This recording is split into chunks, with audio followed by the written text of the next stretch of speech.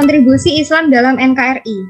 Bangsa Indonesia merupakan negara bercorak multikultural yang terdiri dari beragam ras, etnik, golongan yang menganut agama-agama yang telah mengalami perkembangan sejarah panjang.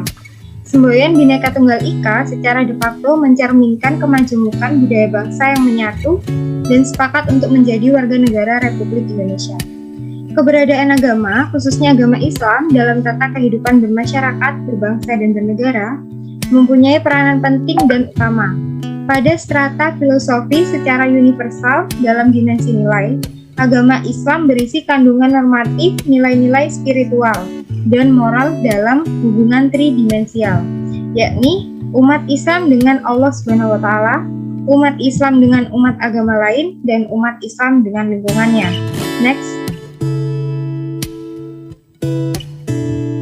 Dalam konteks kehidupan bermasyarakat, berbangsa, dan bernegara, agama Islam mampu berfungsi sebagai sumber kekuatan spiritual, moral, dan etik.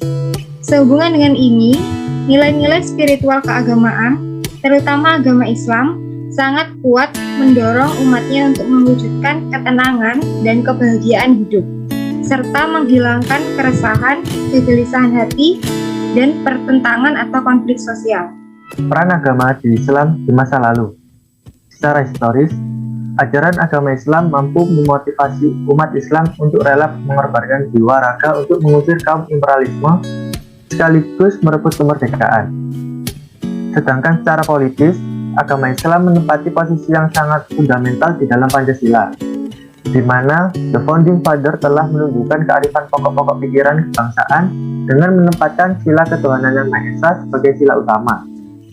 Sumarjan, DKK tahun 1992. Berikut contoh peran agama Islam di masa lalu.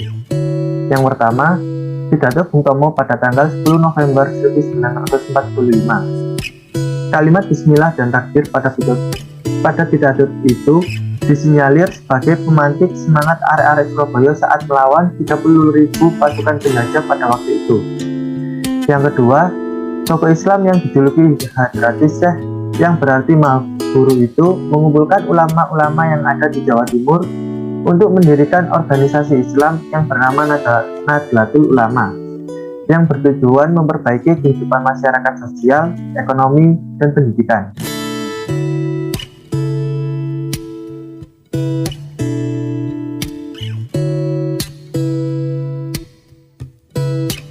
Peran Islam dalam era globalisasi saat ini. Di era yang modern ini, tentunya banyak teknologi-teknologi modern tercipta. Teknologi tersebut tidak serta-merta dibuat oleh ilmuwan untuk kepentingan diri sendiri saja, melainkan untuk memudahkan manusia dalam menyelesaikan suatu urusan dengan cepat dan efisien. Meskipun di agama Islam mengharuskan umatnya untuk selalu menimba ilmu, tetapi kita juga harus memilah-milahnya agar tidak terjerumus ke hal-hal yang buruk. Maka dari itu, untuk menghindari itu semua, tentunya perlu pembekalan diri agar tidak terjerumus ke dalam hal-hal yang menyesatkan. Contohnya, pembekalan diri dari bidang agama.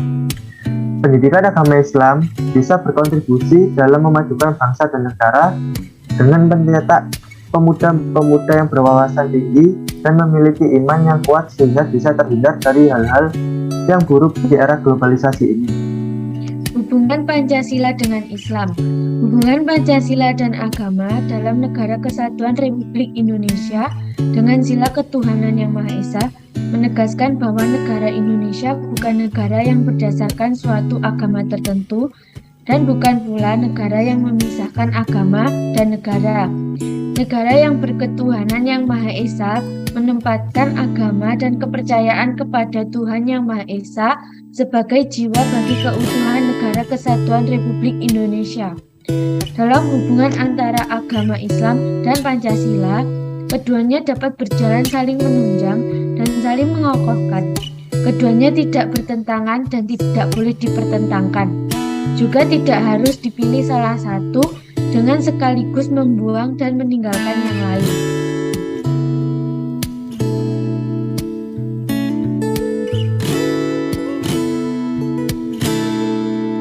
Islam sebagai agama mayoritas di Indonesia pun tidak punya konflik materi dengan Pancasila, Semua sila demi sila Pancasila mengandung nilai yang sangat sejalan dengan ajaran Islam yang menganut prinsip Tuhan itu satu atau esa. Kehidupan harus adil dan beradab tanpa melihat siapapun itu dan beragama Islam atau bukan. Islam juga mengajarkan pentingnya persatuan. Islam pula yang punya prinsip mengedepankan pentingnya musyawarah. Islam juga mengajarkan prinsip sosial yang sangat tinggi yang bisa kita lihat dalam kegiatan peningkatan kesejahteraan warga. Pada prinsipnya, hukum Islam harus bisa dinikmati seluruh manusia tanpa terkecuali. Hal ini dilakukan dengan cara demokrasi, al-huriyah, dan asyura.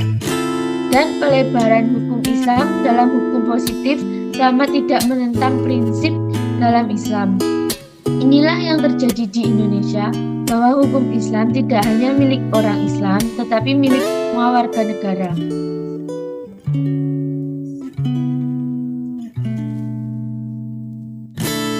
Pancasila adalah konsep negara Islami yang mengedepankan sisi manusiawi. Konsekuensi logisnya adalah Indonesia sudah merupakan negara Islam yang ramah terhadap perbedaan multikultural. Jadi tidak perlu lagi beranggapan Pancasila tidak berangkat dari nilai Islam yang terkandung dalam Al-Quran dan hadis, sehingga kerap kali memunculkan keraguan terhadapnya dan bersolusi untuk menggantikannya. Bangsa Indonesia yang rakyatnya memiliki berbagai macam etnis, suku, bangsa, agama, dan budaya harus saling menghormati, menghargai, dan menyayangi antara satu dan lainnya, dan antar satu agama dan agama yang lainnya, agar timbul kedamaian dan kerukunan di negara ini. Jangan hanya karena merasa berasal dari agama mayoritas, kita merendahkan umat yang berbeda agama, ataupun membuat aturan yang secara langsung dan tidak langsung memaksakan aturan agama yang dianut atau standar agama tertentu pada pemeluk agama lainnya dengan dalih moralitas. Hendaknya kita tidak menggunakan standar sebuah agama tertentu untuk dijadikan tolak ukur nilai moralitas bangsa Indonesia. Deradikalisasi pemahaman Al-Quran dan Sunnah, jihad, dan khilafah. Deradikalisasi agama merupakan upaya untuk menanamkan pemahaman agama yang ramah dan damai dalam perspektif kebinekaan, sehingga setiap pemeluk agama mau menerima perbedaan dengan wajar atau tulus serta lapang dada. Merespon perbedaan secara radikal tanpa kompromi bertentangan dengan ajaran kedamaian agama. Secara etimologis, deradikalisasi terbentuk dari akar kata radikal yang diawali awalan D yang dalam bahasa Inggris berarti melenyapkan, menghilangkan, atau menghapus sesuatu.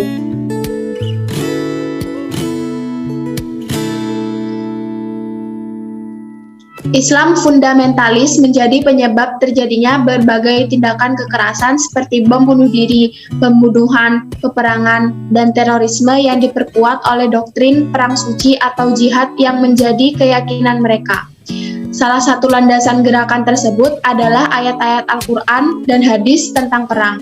Dalam konteks inilah, deradikalisasi pemahaman Al-Quran dan hadis menjadi sangat signifikan karena diharapkan mampu memberi solusi bagi ketegangan yang terjadi di tengah-tengah isu terorisme yang menyudutkan Islam.